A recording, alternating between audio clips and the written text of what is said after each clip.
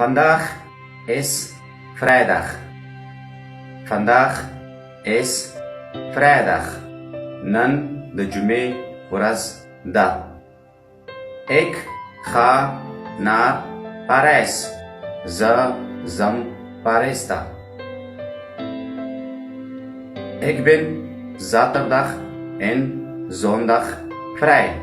Ze de شنبه او یکشنبه په ورځ فارغه یم.